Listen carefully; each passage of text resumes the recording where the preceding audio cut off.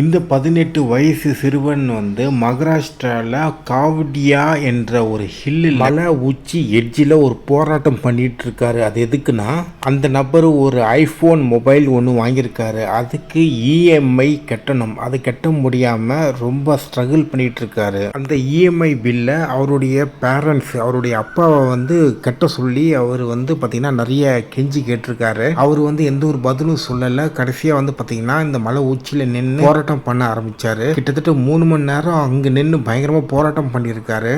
அந்த 3 மணி நேரம் போராட்டத்தில் போலீஸ்காரங்க, பொதுமக்கள் எல்லாருமே அவருக்கு ஆலோசனை, அறிவுரை இது எல்லாமே பண்ணியிருக்காங்க. ஆனால் கடைசி வரைக்கும் அந்த பேச்சுவார்த்தை பார்த்திங்கன்னா தோல்வி அடைஞ்சு அந்த பையனுடைய அப்பா என்ன பண்ணியிருக்காங்கன்னா, அந்த பையனுடைய கையை பிடிச்சி உள்ளே இழுக்கிறதுக்கு முயற்சி பண்ணியிருக்காங்க. ஆனால் கடைசியில் பார்த்தீங்கன்னா 2 பேருமே தவறி கீழே அப்படியே விழுந்து இறந்துட்டாங்க. இந்த வீடியோ பார்த்தீங்கன்னா இன்ஸ்டாகிராமில் வைரலாக போயிட்டு இருக்கு. அதுக்கப்புறமா இந்த பையனுடைய அம்மாவும் அப்படியே கீழே விழுந்து இறந்துட்டாங்க. அண்ட் இது ரொம்ப ஷாக்கிங்கான ஒரு விஷயம். ஒரு ஹோல் ஃபேமிலியும் இறந்துட்டாங்க ஒரு ஐஃபோனுக்காக. இன்ஸ்டாகிராமில் நிறைய பேர் இந்த பையன் மேலே தப்பு சொல்கிறாங்க. ஆனால் அது உண்மை கிடையாது. அது அவனுடைய ஏஜ். அந்த ஏஜில் அவனுக்கு என்ன தேவையோ, அவனை சுற்றி இருக்கவங்க என்னென்ன வச்சுருக்காங்களோ அதை பார்த்து அவன் இன்ஃப்ளூயன்ஸ் ஆகி அது வேணும்ன்ட்டு அவன் தீவிரமாக விரும்புகிறான். அதை ஒன்றும் பண்ண முடியாது. அதுக்கேற்ற மாதிரி பேரண்ட்ஸ் மூவ் பண்ணியிருக்கோம். அதுக்கப்புறம் அவனுடைய மெடிக்கல் கண்டிஷன் என்ன ஏதுன்றதுக்காக ஒரு சைக்கியாட்ரிஸ்ட்டை அவனை கூட்டிகிட்டு போய் அதுக்கான ஒரு ட்ரீட்மெண்ட் கொடுத்துருக்கணும்.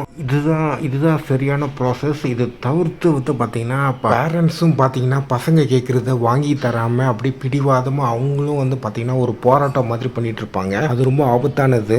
நீங்க ஒரு இயர் 2000 அந்த டைம் 2010 டைம்லலாம் பார்த்தீங்கன்னா நிறைய பசங்களாம் காலேஜுக்கு போகாமல் வீட்லேயே ஸ்ட்ரைக் பண்ணுவாங்க. எனக்கு பைக் வாங்கி கொடுத்தா தான் காலேஜ் போவேன். ஒரு சில பேர்லாம் பார்த்தீங்கன்னா ஒரு வாரம் காலேஜுக்கு போகாமல் போராட்டம் பண்ணுவாங்க. ஒரு சில பேர்லாம் ஒரு மாதம் காலேஜுக்கு போகாமல் போராட்டம் பண்ணுவாங்க. இந்த மாதிரி பயங்கரமாக போராட்டம் பண்ணி அதுக்கப்புறம் பைக் வாங்கிடுவாங்க. ஆனால் அந்த பசங்களோட லைஃப்லாம் பார்த்தீங்கன்னா ரொம்ப நல்லாவே இருக்கு. நிறைய பேர்லாம் பார்த்தீங்கன்னா ஐடி, பெரிய பெரிய engineer and overseer foreign, UK, USA, Canada அங்கெல்லாம் போய் ஒர்க் பண்ணி நல்ல சக்ஸஸ்ஃபுல்லான ஒரு ஃபேமிலி லைஃப் எல்லாம் உருவாக்கி செட்டில் ஆயிட்டாங்க.